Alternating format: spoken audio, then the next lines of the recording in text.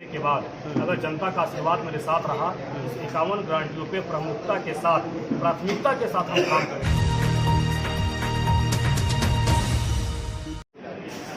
चुनावी दंगल में अपने विजन के साथ प्रत्याशी ढाका में चुनाव को और मतदाताओं को लुभाने में लगे हैं। इसी बीच आज प्रेस वार्ता करके 51 मुद्दाओं पर अपनी गारंटी कार्ड जारी करते हुए अनवर फारूकी ने अपनी दावेदारी पर दाव किया।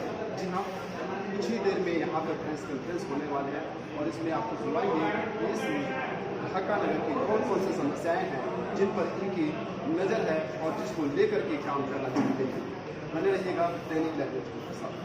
पत्र जारी कर रहे हैं, क्या कहना चाहेंगे? सर्वप्रथम आपने प्रेस वार्ता को बुलाया है, संकल्प पत्र के जरिए क्या कहना चाहेंगे नगर परिषद ढाका को? संकल्प पत्र क्वेश्चन आपका हम ले लेंगे बाद में। पहले संकल्प पत्र के जो विमोचन हो रहा है, ढाका नगर चुनाव के संदर्भ में अनवर फारूकी आपका सभापति उप पार्षद का प्रत्याशी है और अभी तक किसी प्रत्याशी ने घोषणा पत्र यहाँ जारी नहीं किया। मैं प्रथम प्रत्याशी हूँ और युवा प्रत्याशी हूँ कि हमने ढाका के हित में, यहाँ की जनताओं के हित में हमने घोषणा पत्र जारी किया है। घोषणा पत्र में हमारी 51 गारंटी है। 51 गारंटी पे हमको 5 वर्ष के लिए काम करना है। ढाका की बदहाली के बाद 20 साल बदहाली के बाद 5 साल की खुशहाली के लिए हमने आपके बीच घोषणा पत्र लेकर आया है। आप सब वो ढाका के ढांचा से वाकिफ है। जिला का प्रमुख अनुमंडल जो 20 सालों से नगर निकाय के अंतर्गत आता है, मगर आज तक बदहाली के अलावा खुशहाली का एक शब्द दिखाई नहीं पड़ा। ये विकास से मरहूम रहा ये ढाका नगर परिषद आपका। और आज हम लोगों ने चुनाव में अपने एजेंडे और मुद्दे के साथ आए हैं। प्रमुखता से यहाँ 10 ऐसे मुद्दे हैं जो 20 वर्षों में कार्य नहीं कर सके। जनता के बीच हम अपने मुद्दे को लेकर जा रहे हैं। घोषणा पत्र के माध्यम से हमको अवगत कराना है कि मेरा विचार क्या है, मेरा कार्य क्या होगा। इसी के ताल्लुक से संदर्भ में आप सबों को हमने बुलाकर जनता तक आवाज़ को पहुंचा सके। आपके माध्यम से लोकतंत्र का बड़ा चौथा स्तंभ है और मुझे विश्वास है आप लोगों पर कि जो हम कहेंगे या जो जारी हमने किया है इसके माध्यम से जनता तक ये आवाज़ पहुँच जाएगी। इसलिए आप सबों का दिल से, हृदय से आभार व्यक्त करते हैं, सारे पत्रकार छायाकार बंधुओं का, कि आपने मेरे एक आवाज़ पे, मेरे संदेश पे आप उन तक आए और हमारी बातों को जनता तक आप ले जाए। एक मिनट सर, एक मिनट। ढाका नगर परिषद समस्याओं का अंबार है और आपका हम लिस्ट भी देखे हैं सर। 51 एजेंडा आपके लिस्ट में है सर। अक्सर ये होता है कि जब चुनाव का जब मौसम आता है तो एजेंडाओं की भरमार लगती है, तो चुनाव जीत जाने के बाद फिर वही मिलता है ढाक के 3 पात। दरअसल बात ये है कि विश्वास तो करना है और जनता को विश्वास करना है और विश्वास करने के बाद भी वोट करना है। हमने 8 वर्षों में जनता के हित में काम किया है। हमने सामाजिक परिवर्तन की लड़ाई लड़ा है। हमने मुद्दों की बात कहा है। हमने उनके अधिकार के लिए उनके मुद्दों की लड़ाई लड़ा है। तो मेरे जनता को, तो मुझे पूर्ण विश्वास है कि जनता मुझ पर इतनी विश्वास जरूर करेगी कि हम जो जारी कर रहे हैं घोषणा पत्र, हम उस पर काम करेंगे। एक बार जनता मौका दे, हम उसके आभारी रहेंगे। जहाँ तक हमसे बन सकेगा हम काम करेंगे और निश्चित वादों पर खड़ा उतरेंगे। ढाका नगर का 20 सालों में विकास नहीं हो पाया और इस बार कैसे जनता विश्वास करे जब आप आएंगे तो विकास पूरा होगा, मुकम्मल होगा?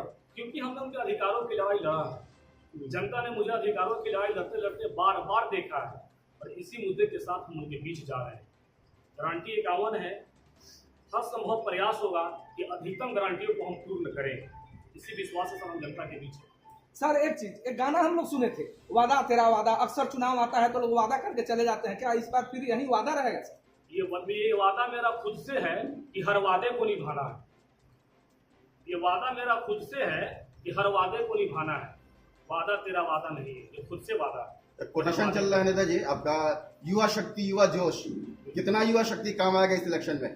देखिए, बुजुर्गों के छांव में आशीर्वाद के साथ युवा शक्ति मेरे साथ जुड़ी है और युवा शक्ति परचम लहराएगी। युवाओं का पूर्ण मेरे साथ विश्वास है और युवा मेरे साथ जुड़े हैं। आज मार्केट का फीडबैक, बाजारों का फीडबैक, पूरे नगर का फीडबैक जब आप लेंगे तो कहीं ना कहीं चर्चा में 1 नंबर के स्थान पर अनवर फारूकी का नाम आएगा। आज ये लड़ाई युवाओं की है। ये लड़ाई किसी कुनबा की नहीं है, क्षेत्र की नहीं है, किसी वार्ड किसी मोहल्ले की लड़ाई नहीं है। ये लड़ाई ढाका के अस्मिता, ढाका के वजूद, ढाका के सालमियत की लड़ाई है और युवा इस लड़ाई को सबसे आगे लेकर जाएंगे। सर, जिस तरह से कई अन्य प्रत्याशी है उनकी दावेदारी है, उनका ये मानना है कि पिछले कई वर्षों से लगातार हम सामाजिक स्तर पर कार्य कर रहे हैं, इसलिए मेरा हक बनता है सभापति बनना। आरिफ जी उनके बहुत बातों बढ़िया को कैसे देख रहे हैं आप? आरिफ जी आपका सवाल बहुत बढ़िया है।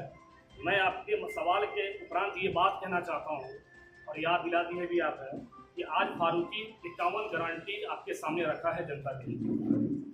उन बुजुर्गों से और उन माननीयों से हमारा ये कहना है और जनता के हित में, जनता के ताल्लुक से, एक सवाल जनता का मैं दे रहा हूँ, आपका भी सवाल है कि उन्होंने अगर 20 वर्षों में कोई काम किया है तो उसका रिपोर्ट कार्ड श्वेत पत्र जनता के बीच रखे और उसके आधार पर वोट मांगे। जो भाई चुनाव मैदान में हैं, कहीं न कहीं 5 वर्ष वो पार्षद के रूप में काम किए हैं, कोई साथी 28 साल चेयरमैन के रूप में काम किए हैं, कोई बुजुर्ग गार्जियन हमारे 5 साल चेयरमैन के रूप में काम किए हैं। अब मैं उनसे मांग करता हूँ आपके माध्यम से और जनता के माध्यम से, जनता की आवाज ये बात कह रहा है फारूकी कि आप अपने कार्यक्रमों का, आप अपने कार्यकाल का कितने योजनाओं पे आपने काम किया, कितने राशि का काम किया, कितने लाभुकों को 100% लाभ दिलाया, ये जनता के बीच आपको रखनी चाहिए। जो नए साथी चुनाव लड़ रहे हैं, जो वैसे मैं लड़ रहा हूँ नए साथियों का विजन क्या है, वो अपना विजन लेकर आए और पुराने लोग जो पदों पर रहे हैं वो अपना रिपोर्ट कार्ड जारी करें, फिर मैदान में मुकाबला करें। अक्सर देखा जाता है ढाका नगर परिषद के क्षेत्र में जो भी सड़कें या नाली गली योजना जो बनती है उसके लिए टेंडर पास किए जाते हैं, उसमें कमीशन का मामला रहता है। क्या ऐसे में आपका कोई कमीशन के ऊपर भी कोई व्यू है? देखिए कमीशन का व्यू क्या है, ओपन टेंडर कराइए। ढाका नगर परिषद में अब तक जितने टेंडर हुए हैं केवल टेंडर हुए हैं, ओपन टेंडर का प्रावधान हमारे साथ जुड़ा हुआ। जैसे कि घोषणा पत्र में टैक्स के पिलोट का हमने कोई बात नहीं रखा है, टैक्स सलेबस क्या बनेगा इसकी बात हमने नहीं कहा, क्योंकि जानकारी का कुछ अभाव है। और उसमें क्या होता है कि ईयरली टैक्स डिपेंड करता है सेंसेक्स के ऊपर कि भारत सरकार, राज्य सरकार टैक्स क्या निर्धारित करती है। चुनाव जीतने के बाद जो टैक्स यातायात से बनकर आएगा, यातायात में जो टैक्स बनकर आएगा वही टैक्स हम प्रभाव में लाएंगे और वही बात कमीशन का है। सर, प्रभाव में आने के बाद इंदिरा आवास को लेकर के अक्सर देखा जाता है कि बहुत सा उसमें दलाली के तौर पे बहुत लोग जैसे समाज में कहते हैं कि अधिक से अधिक पैसा लिया जाता है एक इंदिरा आवास में। ऐसे में किसी गरीब व्यक्ति का इंदिरा आवास कैसे मिल पाएगा? नहीं, इंदिरा आवास ही नहीं, कोई भी पेंशन योजना में जो कमीशन चलता है जैसे वार्ड पार्षदों का या चेयरमैन की मिली भगत रहती है, इस पर आपका क्या कहना है? आप किस तरह दूर करेंगे? देखिए आम सभा के माध्यम से, मेरे घोषणा पत्र में जिक्र है कि आम सभा के माध्यम से प्रति वार्ड में प्रति महीना आम सभा लगा के हम हर मामले का निष्पादन करेंगे। हमारे साथ हमारे वाइस चेयरमैन होंगे, वहाँ के मकामी पार्षद होंगे, हमारे एग्जीक्यूटिव इंजीनियर, सिटी मैनेजर हमारे होंगे। प्रति महीना प्रति वार्डों में आम सभा हम लगा के अपना कार्यक्रम करेंगे और जनता के डायरेक्ट हमारा संवाद होगा। आरटीपीएस केंद्र हमारे नगर के ऑफिस में नहीं है। हमारे घोषणा पत्र में इस बात का जिक्र है कि अगर हम आए तो निःशुल्क आरटीपीएस केंद्र हमारे कार्यालय में होंगे और हमारे अधिकार में होंगे और पूर्ण रूप से हमारे निरीक्षण में होंगे और हम सारे कार्य को देखेंगे। जीरो टॉलरेंस, जीरो कमीशन पे काम होगा, इसकी 100% गारंटी है। युवा शक्ति फारूक साहब, जिस तरह से एक सवाल बहुत अहम सवाल है, जिस तरह से ये ढाका नगर परिषद की हम बात करते हैं उसमें वोटरों की हम बात करें तो व्यापारी संघ की भी बहुत अच्छी तादाद है और पिछले कई महीनों में देखा गया है कि इसमें डर का एक माहौल है। जिस तरह सख्ती टूट रही है, दुकान में चोरियां हो रही है, सुरक्षा को लेकर काफ़ी वो लोग भय में। क्या इस पर भी क्या आपका कोई रोड मैप है? क्या इस पर भी कोई तैयारी, क्या प्रशासन के लोगों से, वही पदाधिकारी से बात करना और इस पर इस तरह की चीज़ें को अंकुश लगाना? देखिए मैं खुद व्यापारी हूँ और व्यापार मंडल का मैं यहाँ 2 बार का अध्यक्ष हूँ। व्यापारियों के हित की लड़ाई और उनके दर्द को मैं बखूबी समझता हूँ। कई घटनाएं क्रम हुई पूर्व में, हम व्यापारियों के साथ बैठ के प्रशासनिक स्तर पर बैठ के हमने उसको साझा किया और कहीं न कहीं समस्याओं का निदान भी निकाला है, जिसके कई सारे पत्रकार बंधु यहाँ उसके गवाह हैं। कहने का मतलब ये है कि जब युवा की सरकार आएगी, जब निष्पक्ष सरकार चुनाव में आएगी तो व्यापारियों की भी पूर्णतः ख्याल रखी जाएगी। उन व्यापारियों को व्यवस्था बहाल की जाएगी, रोजगार के सृजन बनेंगे। अतिक्रमण का मामला आता है, आप मेरे घोषणा पत्र में अतिक्रमण का कहीं तो नहीं देखेंगे। मामला अतिक्रमण है, जब तक आप व्यापारियों को व्यवस्थित नहीं करेंगे तो फिर अतिक्रमण का मापा कैसे? अतिक्रमण होंगे फिर कैसे? व्यवस्थित करेंगे, उनको 100% गारंटी देंगे सुरक्षा का। तमाम CCTV कैमरे लैस होंगे शहरों में, वाईफाई की सुविधाएं लैस होंगे शहरों में और प्रशासनिक स्तर पर हम उनको टाई अप करेंगे और काम करेंगे। अब तक का सबसे बड़ा जो समस्या है जल जमाव का है, पानी निकासी का है, जो सभी 2500 वार्ड के लोग इससे जूझ रहे हैं। क्या मास्टर प्लान रहेगा? देखिए, अभी बीच में क्या है, बिहार सरकार नगर पालिका में बुडको काम कर रही है। जैसा आपको मालूम होगा कि बुडको के अंतर्गत अभी काम हो रहे थे। हमारे पास मास्टर ड्रेनेज सिस्टम होगा, हमारे जहन में उसकी खाका है। जब सरकार में मुझे मौका मिलेगा काम करने का, तो अन्य पदाधिकारियों से बैठ के, कई सारे हमारे मुख्य सलाहकार मेरे साथी हैं, बहुत अच्छे जानकार हैं, उनके साथ बैठेंगे और ड्रेनेज सिस्टम के तहत शहर के पानी का निकासी करेंगे। सर, दो समस्या बहुत अहम है जो बिहार में खास करके, एक मिनट सर, दो समस्या बहुत अहम है, एक स्वास्थ्य केंद्र और शिक्षा। जो सरकारी हॉस्पिटल है, सरकारी विद्यालय है, उसमें सरकार के अधीन जो है उस पर पढ़ाई नहीं होती और हॉस्पिटल में डॉक्टर नहीं होते, इलाज नहीं होती है। गरीब जनता जो है पंचायतों से आते हैं, नगर में आते हैं, जिला में जाते हैं, इलाज नहीं होता, प्राइवेट में करते हैं। इस पर क्या प्लान रहे जीतते हैं तो आप? आपने सही कहा, ढाका रेफरल अस्पताल हमारे अंडर में आता है और नगर के सरकार की जिम्मेदारी है ढाका रेफरल अस्पताल को देखना। प्रशासनिक स्तर की भी जिम्मेदारी मेरी है और अब तक यहाँ जानकारी का अभाव रहा, यहाँ नहीं पा सकते, ऐसे लोग नहीं आ सकते जो अपने अधिकार को समझ सकें और अपने अधिकार के आधार पे वो काम कर सकते। आपने सही कहा है, जैसे मामले आते हैं चिकित्सा और विद्यालय वो हमारे अधीन है। उसमें पत्र में इसका जिक्र है कि मोहल्ला क्लिनिक का निर्माण करना, रेफरल अस्पताल में व्यवस्था बहाल करना, स्कूलों में, आंगनबाड़ी केंद्रों में, प्राइमरी स्कूलों में, माध्यमिक स्कूलों में शिक्षा का उत्तम व्यवस्था करना और उसमें जो कमियां हैं वो अपने स्तर से सरकार मेरी दूर करेगी और हम बहाल करेंगे। अतिक्रमण का एक वजह ये भी है कि बस स्टैंड यहाँ नहीं है। बस स्टैंड के लिए क्या प्राथमिकता रहेगी जीतने के बाद? बस स्टैंड और टेम्पो स्टैंड, शहर से 200 मीटर बाहर हमारा बस स्टैंड, टेम्पो स्टैंड, और शहर को जाम से मुक्ति मिलेगी। और अतिक्रमण का अपने बात कर सकते साहब, अतिक्रमण में मामला ये है कि पहले जो रेवड़ी वाले, ठेले वाले हैं, उनको व्यवस्थित जगह देने का काम करें, उसके बाद अतिक्रमण पे काम। सर, जिस तरह से चुनाव में अब बाहुबल और दंगल का प्रयोग हो रहा है, ऐसे में अगर जो सामाजिक असर पर कार्य करने वाले व्यक्ति हैं, क्या आप चुनाव जीत पाएंगे? क्या लड़ना उनके लिए कितना कठिन हो गया? कैसे चुनाव लड़ेंगे? देखिए, जनता सब जानती है ढाका में आज की तारीख में 2 बाहुबल और 3 जातीय आधार पर धार्मिक आधार पर बातें थे। अब बैरगनिया का रिजल्ट ले लीजिए, अभी निकाय चुनाव संपन्न हुआ है बैरगनिया में, बहुत सारे धनगर बाहुबल थे वहाँ, बहुत खेल हुआ और एक ऐसा न्यूनतम व्यक्ति जो न्यूनतम स्थान 0 से आगे बढ़ा, तो जनता ने आशीर्वाद दिया।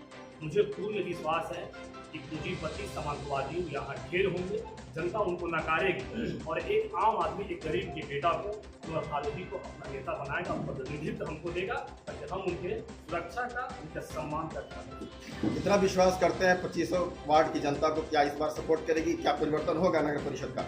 यकीनन 100% परिवर्तन होना है, बदलाव सुनिश्चित है। युवा शक्ति जाग चुकी है और युवा शक्ति के हाथों में ही सत्ता का भावना सौंपने जा रही है। सर, ढाका की अनेकों समस्याएं हैं नगर परिषद की, लेकिन आप जनता के बीच जाते हैं, लोगों की तरफ से क्या सबसे पहला मुद्दा क्या आता है कि सर आप जीतिए और आप ये काम करिएगा, वो काम करिए? एक होता है, बहुत सारी महिलाओं से मिलते होंगे, युवाओं से मिलते होंगे। जनता बहुत ठगी गई है 20 साल में, बहुत मायूस है, हर चेहरे पे मायूस है। हमने पूर्ण भरोसा दिलाया है कि अगर आपका बेटा फारूकी आया तो आपके चेहरे पर खुशहाली है। 20 साल की बदहाली के बाद 5 साल की खुशहाली का संकल्प है हमारा, ढाका के नव निर्माण का संकल्प है हमारा। हर चेहरे पे खुशहाली मेरी जिम्मेदारी है, क्योंकि हम उनके दुख को समझ रहे हैं, क्योंकि हम भी उसी परिवार के हिस्सा हैं, न किसी अमीर का बेटा, न किसी जमींदार का बेटा, न किसी नेता का बेटा। तो हम उनके साथ पैदल बैठ रहे हैं, हम उनके साथ रह रहे हैं, उस परिवार के हिस्सा है। सबों ने ठगा है, बार बार ठगा है और अब ठगा ना हो जाएगा, अब सबका सगा बनकर काम करेगा। अगर आपको जनता का आशीर्वाद मिल जाता है तो क्या पिछले 5 वर्ष जो बीते हैं, अगर इसमें अगर भ्रष्टाचार अगर हुआ, क्या उसको जांच करवाएंगे? देखेंगे समय के साथ। सर, अगर जनता का आशीर्वाद मिलता है तो सबसे पहले आपका किस मुद्दा पर वर्क होगा? सबसे पहला काम शहर को खुद कर सकते। आपका जब शहर खुशहाल होगा, शहर सजेगी, शहर में व्यवस्थाएं होंगी, तो बाहर से लोग आएंगे, उनको आसानियां मिलेगी, तब जाके आपका राजस्व बढ़ेगा। राजस्व बढ़ेगा तो गली नाले, गली गली हर काम। सर, अब जुआ है लगातार, आपका बात हम सुन रहे हैं कि जुआओं पर जबरदस्त फोकस है, उसके लिए क्या उपाय है सर? जुआ आजकल ठगा जा रहा है, कहने के लिए तो सब लोग कहते हैं, लेकिन जुआओं का क्या हो रहा है? आप जुआ है, स्लोगन है मान्यवर, जिसकी जितनी भागीदारी उनको मिलेगी उतनी हिस्सेदारी। ये मेरा स्लोगन काम कर रहा है। रोजगार, युवाओं को रोजगार का सृजन करना ये मेरी जिम्मेदारी, मेरी प्राथमिकता होगी। उसका पत्र इस बात का जिक्र किया गया है कि रोजगार सृजन करना ये मेरी जवाबदेही और मेरी जिम्मेदारी है। आपको मैं बता दूं कि ढाका नगर परिषद में 25 वार्ड आने वाले हैं और 25 वार्ड में कचरा प्रबंधन के लिए 3 गाड़ी काम, एक एग्जाम्पल के तौर पर दे रहे हैं, 3 गाड़ी काम कर रही है। जब आपका भाई फारूकी जब कामयाब होकर आएगा तो 25 वार्ड में कम से कम 20 गाड़ियाँ प्राइवेट होंगी, 20 रोजगार मिलेगा और 20 गाड़ियों पे 20 ड्राइवर होंगे, 40 रोजगार। इस तरह से अनेकों कार्य करना है। ढाका के जो और खेल के जो खिलाड़ी हैं लगातार उनके द्वारा गोल आ रहा है, उनका ये मानना है कि कोई इस तरह से सभापति जो प्रत्याशी नहीं है तो खिलाड़ियों को आगे बढ़ाने की बात की है। तो अगर ढाका के क्रिकेटर के खिलाड़ी हो गए, फुटबॉल के खिलाड़ी हो गए, हॉकी के खिलाड़ी हो गए, उनके लिए क्या विचार है? देखिए, खेलो इंडिया के तहत ढाका नगर परिषद को पूरा लाभ चाहिए। चंदन जी हैं, जानकारी है चंदन जी को, उनसे बात भी किया था चंदन जी की। 16 लाख रुपया ढाका नगर परिषद को खेलो इंडिया भारत सरकार तरफ से एक भी राशि का इस्तेमाल। जब हम लोग सरकार में आएंगे आप देखे हैं कि घोषणा पत्र में लिखा गया है नगर परिषद के स्थापना दिवस के सम्मान समारोह एवं सांस्कृतिक कार्यक्रम का आयोजन होगा प्रति वर्ष। घोषणा पत्र में इसका जिक्र किया गया है। सम्मान समारोह हम उन्हीं होनहारों के लिए, उन्हीं नौजवानों के लिए, उन्हीं बेटियों के लिए सम्मान समारोह होगा और उन्हीं के सम्मान समारोह के उपलक्ष्य में एक खूबसूरत सांस्कृतिक कार्यक्रम का प्रति वर्ष आयोजन यहाँ होगा स्थापना। 16 लाख रुपया जो आया था खेलो इंडिया के तहत ढाका के खिलाड़ियों के लिए, जैसा कि आपने बताया, आपको इस बात का इल्म है, ज्ञान है, जब आपने उस पैसे के बारे में, खर्च के बारे में पहल किया, कहाँ दिया वो पैसा? देखिए, पैसा लौट गया, तो पैसा लौट गया है। इन्होंने कोई काम नहीं कर सका, पिछली सरकार, पैसा लौट चुका है। बाकी आप ही तो नगर के प्रत्याशी हैं और उस वक्त आपको उम्मीदें रही होंगी कि नौजवान शक्ति, युवा शक्ति आपके साथ है, तो आपने उस वक्त पैसों के खर्च के लिए, सभी खर्च के लिए पहल क्यों नहीं? देखिए, पहल हमने किया था, पहल सार्थक नहीं, पहल किया तो पहल मेरा सार्थक नहीं। क्या अड़चने आई तो हमने पहल किया पर पहल मेरी सार्थक नहीं हो सकती। आप सोशल मीडिया पे काफ़ी एक्टिव रहते हैं, सोशल मीडिया पे आपके द्वारा इतना जिक्र नहीं आपके द्वारा नहीं, हर चीज़ जिक्र नहीं होता है। बाकी कचरा प्रबंधन का मामला है आपके सामने, पानी के जल जमाव का मामला है आपके सामने। तो जो प्रमुखता से मुद्दे हमने उठाया है, जिस मुद्दों में मुझे सफलता मिली है, वो मुद्दे वहाँ पे जिक्र है। अभी हमने कहा मोबिन साहब को कि सार्थक नहीं हो सकता, सार्थक शब्दों को समझिए, सार्थक किस हो जाए। इसलिए जब सार्थक नहीं हो सका तो फिर क्रेडिट लेने की बात कहाँ से आई? तो फिर हमको जानकारी क्या है? सर, इस बार यहाँ की महान जनता आपको जिताती है, आप जीत जाते हैं, तो बिहार सरकार के अधीन जो सूचना जारी किया जाता है किसी भ्रष्टाचार पर कार्रवाई फौरन की जाए, उस पर सुनवाई नहीं होती, आम जनता की सुनवाई, इसके लिए क्या प्लान बनाएंगे जो आम जनता की सुनवाई हो सके? लॉ एंड ऑर्डर को लेकर क्या व्यवस्था? देखिए, अभी नगर पालिका के अधीन एक नई कानून आई है, सुबह से शाम जितने FIR दर्ज किए जाएंगे नगर में, नगर इंस्पेक्टर द्वारा मुख्य पार्षद से दस्तखत करानी है। अभी नई प्रावधान आई है, हम पावर में आएंगे, बैठेंगे, संबंधित विभाग के पदाधिकारी साथ बैठेंगे, प्रशासनिक स्तर पर बैठेंगे, कैसे उसकी नियमावली है, कैसे कार्य करना है, हमसे उम्मीदें हैं जनता को, और बैठ के बात को समझेंगे जनता बताना जल्दीबाजी होगी। आपका कोटेशन चल रहा है, बुजुर्गों को आराम दो, फारूकी को रफ्तार दो, और एक तरफ कहा जा रहा है कि आप नए हैं और बुजुर्ग जो है एक अनुभव प्राप्त है, तो दोनों में क्या फर्क रहेगा, क्या कहेंगे? इसके जवाब में आपको बोले आरिफ साहब ने कि बुजुर्ग जो कार्य किए हैं, बुजुर्ग उस कार्य का रिपोर्ट कार्ड जारी करें। इतना समझ में आ जाएगी जनता को कि बुजुर्गों में कितनी बुजुर्गियात है, युवाओं में कितना जोश, ये बात समझ में आ जाएगी। ये सब इमोशनल ब्लैकमेल करने का तरीका है। जनता इस बातों से नजरअंदाज कर रही है। जो शख्स इस बात को कह रहा है वो शख्स 20 सालों से पावर में रहा, 20 साल वो पावर में रहा। कोई ऐसा व्यक्ति नहीं है जो पावर में नहीं चुनाव गुजर रहा है। इसलिए अपने कार्यकाल के बीच का जवाब दे, कार्यकाल के बीच का रिपोर्ट कार्ड जारी करे कि कितना योजनाओं पे हमने काम किया, कितना व्यक्तियों को लाभ दिलाया और अब तक हमारी उपलब्धियां क्या रही, वो लेकर आए ना। हम तो नए हैं, हम विजन लेकर आ रहे हैं, वो रिपोर्ट कार्ड तो जनता इसका डिमांड कर रही है। बस घोषणा पत्र आज आपके सामने विमोचन हुआ है, कैसे घोषणा पत्र हर हाथ को जाएगा और हर नुक्कड़ सभा में मेरे ये डिमांड होगा जो भी अब तक पदों पे थे अपना रिपोर्ट कार्ड दें। मेरा विजन आपके साथ। महिला सशक्तिकरण की बात होती है, आपका क्या विजन है? महिला को किस तरह से सशक्त करेंगे, मजबूत करेंगे? देखिए, जीविका दीदी सहायता समूह हमने जिक्र किया है। जीविका दीदी सहायता समूह के द्वारा इसका जो संचालन हो रहा है तो संचालन प्रमुखता से सभी वार्डों में मेरे कार्य करेंगे और महिलाओं को जीविका निधि की तरह स्वरोजगार के लिए सृजन करने की जो राशि मिलती है बिहार सरकार के द्वारा उस राशि का 100% हम उपलब्ध कराएंगे और हमारी सेविकाओं के तहत जीविका निधि के तहत 2 कमेटियाँ मिलकर महिला के सशक्तिकरण उत्थान के लिए काम